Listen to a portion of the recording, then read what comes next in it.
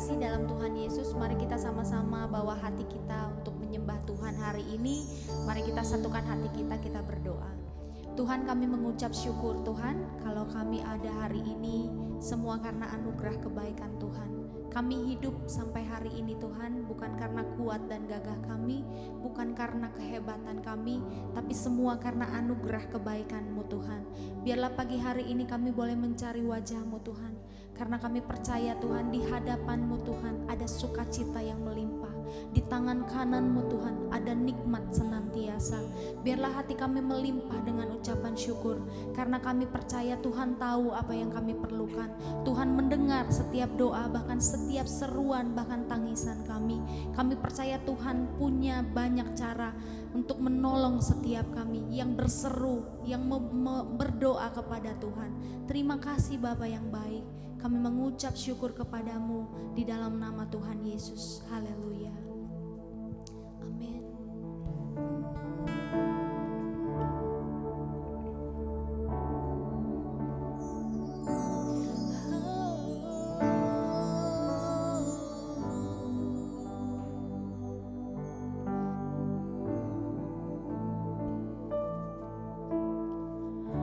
Perhatikan bunga bakung di ladang, Tuhan hiasi tanpa bekerja. Apalagi kita orang percaya, Tuhan pelihara, Tuhan cukupkan. Perhatikan burung-burung di udara, Tuhan beri makan tanpa bekerja. Amin. Apalagi kita kesayangannya, Tuhan pelihara,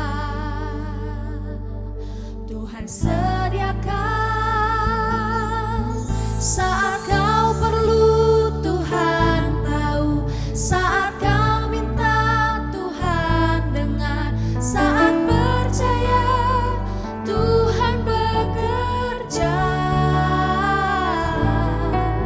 saat menangis Tuhan tahu, saat berdoa Tuhan dengar, saat bersyukur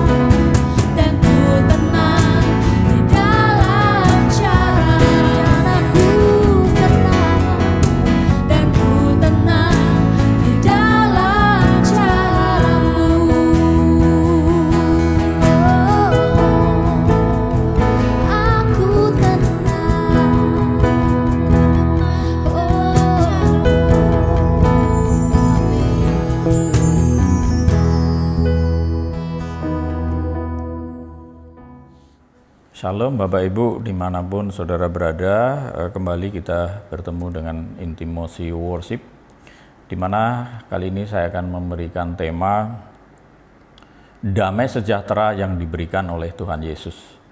Saya bacakan nats ya, Yohanes 14 ayat yang ke-27. Damai sejahtera ku tinggalkan bagimu, damai sejahtera ku berikan kepadamu, dan apa yang kuberikan tidak seperti yang diberikan oleh dunia kepadamu. Janganlah gelisah dan gentar hatimu. Mari kita berdoa. Terima kasih Tuhan, Engkau Allah sumber sejahtera, Engkau Allah sumber damai sejahtera. Tuhan, kami bersyukur atas anugerah-Mu. Engkau menganugerahi kami sebuah kehidupan, yaitu di mana hati kami yang dipenuhi oleh damai sejahtera sukacita oleh karena kebenaran, yaitu semuanya itu ada di dalam suasana kerajaan Allah. Terima kasih Tuhan, ini adalah anugerah yang tidak ternilai bagi hidup kami. Kami bersyukur, biarlah anugerah ini itu betul-betul ada di dalam hidup kami dan kekal adanya. Hanya di dalam nama Tuhan Yesus kami bersyukur. Amin. Mari Bapak Ibu Saudara, seperti ayat di Yohanes pasal 14 ayat yang ke-27, sekali lagi saya bacakan. Damai sejahtera ku tinggalkan bagimu, damai sejahteraku ku berikan kepadamu, dan apa yang ku berikan tidak seperti yang diberikan oleh dunia kepadamu. Janganlah gelisah dan gentar hatimu. Bapak Ibu Saudara, ini adalah perkataan Tuhan Yesus yang tertulis di Injil Yohanes ya, di mana Tuhan Yesus mengatakan sebuah damai sejahtera ya ditinggalkan ya. Ini untuk murid-muridnya ya. Untuk murid-muridnya tentunya waktu itu, dan damai sejahtera yang dari Tuhan Yesus yang diberikan itu tentunya berbeda dengan damai sejahtera yang diberikan oleh dunia. Nah, Bapak Ibu Saudara, kalau itu Tuhan Yesus ya, kala itu ya meninggalkan sebuah damai sejahtera kepada murid-muridnya. Nah, untuk hari ini kita yang percaya bahwa kita juga sebagai murid-murid dari Tuhan Yesus, tentunya kita juga punya sikap hati yang mau ya untuk menerima damai sejahtera yang diberikan Tuhan kepada kita. Bapak Ibu Saudara,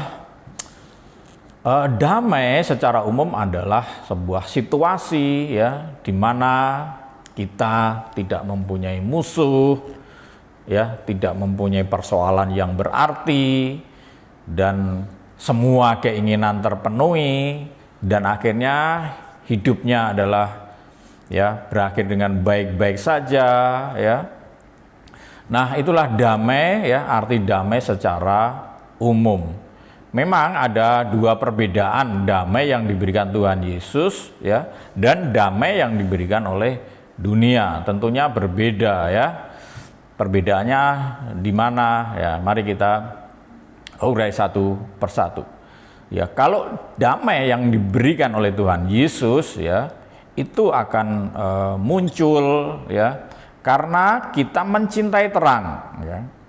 Ya, orang percaya dan mengaku sebagai murid Tuhan Yesus tentunya mencintai terang. Artinya apa? Mencintai hidup yang benar ya, mencintai kebenaran, mencintai kebaikan ya. Dan itu semua yang menuntun kita untuk semakin aktif dan semakin peka terhadap sekeliling kita, terhadap sekitar kita, dan semakin berani mengambil sebuah keputusan yang berisiko, dan tentunya berani juga bertanggung jawab atas resikonya itu. Nah, bahkan untuk mendapatkan damai dari Yesus ya, resikonya selain seperti di atas ya, mungkin kita banyak musuhnya ya, mungkin ya banyak kawan yang meninggalkan ya, mulai kita ditinggalkan ya oleh kawan-kawan kita ya. Mungkin juga kita ditinggalkan relasi, bahkan kehilangan kesenangan, ya, kehilangan mimpi-mimpi bahkan. Namun jauh di lubuk hati, ya, kita bisa merasakan, ya, bahwa damai sebenarnya, ya, damai sejahtera yang sebenarnya yang dari Tuhan. Ya seperti itu, kita bisa merasakan meskipun kita mengalami itu semua, namun damai sejahtera itu sepertinya nggak bisa lepas, ya, nggak bisa hilang, ya. Jadi kedamaian yang seperti itu tidak mudah hilang hanya karena hal-hal sepele. Misalnya kalau kita aktif di dalam pelayanan, ya, di dalam pelayanan terkadang kita dipandang sebelah mata. Bahkan terkadang kita tidak dihargai, ya. Bahkan ketika kita mendapat sebuah seharusnya selayaknya mendapat sebuah penghargaan prestasi, tapi tidak mendapatkannya. Nah, hal-hal sepele seperti ini tidak akan mengganggu, ya, kedamaian yang Tuhan Yesus berikan melalui pengertian tadi. Sebab hal-hal seperti ini itu hal-hal yang sangat sepele. Karena apa? Karena kita sudah hidup di dalam kebenaran, ya. Kita sudah sanggup untuk kehilangan kesenangan kita, bahkan kehilangan mimpi-mimpi. Kalau hanya sekedar tidak dihargai, tidak dipandang, itu nggak masalah, ya. Damai sejahtera ini muncul sebenarnya, ya, secara naluri, yaitu apa? Akibat cinta kita kepada Tuhan Yesus, ya. Sekali lagi bahwa damai sejahtera ini itu benar-benar muncul akibat cinta kita kepada Tuhan Yesus. Yang apa? Yang terus terpelihara sehingga untuk melihat perkara dunia menganggap tidak penting lagi, ya. Sekali lagi bahwa akibat kita mencintai Tuhan Yesus yang terus terpelihara sehingga untuk melihat perkara-perkara, ya, perkara dunia khususnya, ya, itu dianggap sudah tidak penting lagi, ya. Lebih mementingkan apa? Perkara-perkara ilahi, perkara-perkara roh, perkara kekekalan, perkara kebenaran, ya, jauh seperti itu. Sehingga damai sejahtera dari Yesus, ya, dibangun melalui kesadaran bahwa hidup berfokus bukan hanya untuk diri sendiri, ya, tetapi juga untuk orang lain. Lebih banyak memberi daripada menerima. Semakin banyak memberi, semakin ringan hidup ini. Sebaliknya, semakin kita menuntut untuk mendapatkan, semakin berat hidup ini. Coba praktekkan saja, ya. Coba kalau kita hidup ini, ya, tadi dasarnya itu kita mengasihi Tuhan, ya. Kalau memberi itu semakin merasa ringan di dalam menjalani hidup ini. Tapi sebaliknya kalau kita ini punya sikap menuntut, ya, menuntut untuk mendapatkan, ya, menuntut untuk mendapatkan sesuatu. Nah, saudara, saya percaya dan yakin bahwa saudara, ya, mempunyai hidup itu pasti semakin berat untuk menjalani kehidupan ini. Nah, itu tadi, ya, hal-hal atau damai sejahtera yang diberikan oleh Tuhan Yesus melalui proses yang seperti itu tadi. Tapi sebaliknya, ya, damai yang diberikan oleh dunia justru sering menjebak kita dalam beberapa hal atau beberapa gejala, ya. Gejala yang pertama, ya, kita itu sepertinya dikasih damai oleh dunia padahal itu tidak damai, gejala tidak damai. Tandanya apa? Tandanya melihat orang lain yang beda keyakinan dilihatnya sebagai ancaman, ya, yang harus disingkirkan bahkan, ya. Mungkin kalau di intern, ya, kita di dalam persekutuan kadang kita beda pendapat, ya, beda keyakinan atau beda kepercayaan, dalam arti bukan masalah di luar agama tapi masih intern. Itu terkadang kita menganggapnya sebagai ancaman. Dan kemudian, ya, damai yang diberikan dunia menjebak kita di dalam kadang-kadang kegelisahan, ya, gelisah batin, ya, karena selalu menutup kebohongan demi kebohongan sehingga hidupnya penuh dengan ketakutan dan sibuk membangun image atau topeng demi disenangi orang lain, ya. Nah, ini sering juga, ya, saya dapati, ya, orang Kristen, orang percaya yang mengaku Tuhan, tetapi terkadang mereka hidupnya itu senantiasa menutupi kebohongan demi kebohongan, sehingga hidupnya penuh dengan ketakutan dan sibuk membangun image dan topeng demi disenangi orang lain.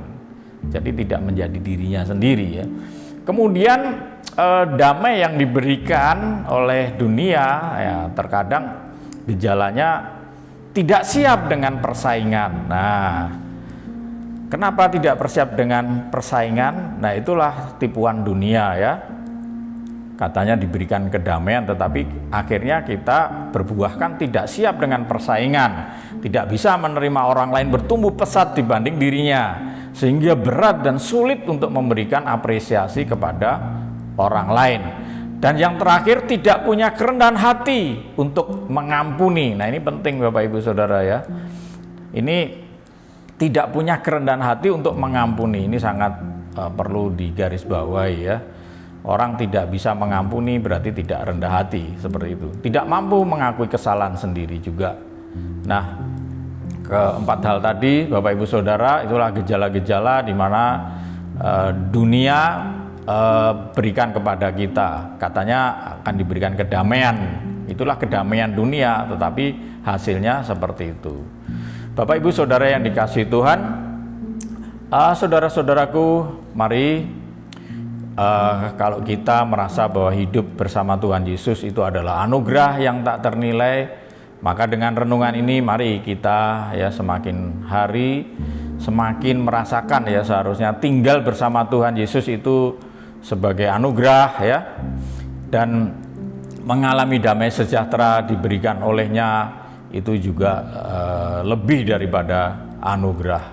Sekali lagi bahwa dengan renungan ini kiranya kita semakin hari semakin tinggal ya, merasakan tinggal bersama Tuhan Yesus, sehingga benar-benar mengalami damai sejahtera yang diberikan oleh Tuhan Yesus itu benar-benar nyata dan boleh kita rasakan. Tuhan Yesus memberkati. Bapak Ibu Saudara, mari kita tundukkan kepala, kita berdoa. Bapa yang kami muliakan, di dalam nama Tuhan Yesus kami bersyukur Bapa, Engkau sudah mengajar kami melalui firman-Mu bahwa benar damai sejahtera yang Engkau berikan itu sangat berbeda dengan damai sejahtera yang diberikan oleh dunia. Damai sejahtera yang Engkau berikan membawa kami hidup di dalam kekekalan bersama Engkau. Kami bersyukur Tuhan, Engkau memilih kami sebagai murid-murid-Mu, sebagai orang-orang yang tetap percaya kepada-Mu, sehingga hidup kami terus hidup di dalam penyertaan-Mu. Kami bersyukur atas semuanya ini. Bapa yang baik, kami berdoa buat para pemimpin, para petinggi negeri ini, mulai dari presiden beserta jajarannya, dan juga kepala daerah, mulai dari gubernur hingga paling bawah. Tuhan, kiranya para pemimpin ini Engkau beri hikmat di mana ketika membuat sebuah peraturan, membuat sebuah keputusan, biarlah keputusan itu berasal dari Tuhan dan berdasarkan sebuah kebenaran, keadilan, sehingga kami boleh merasakan hal-hal yang baik atas keputusan para pemimpin negeri ini. Tuhan, kami juga berdoa buat para hamba Tuhan dimanapun mereka berada. Tuhan, kiranya Engkau memberikan pertolongan, penyertaan-Mu Engkau nyatakan kepada mereka, sehingga dimanapun mereka berada nama Tuhan senantiasa dipermuliakan. Kami bersyukur atas pertolongan-Mu kepada para hamba-hamba-Mu. Di dalam nama Tuhan Yesus,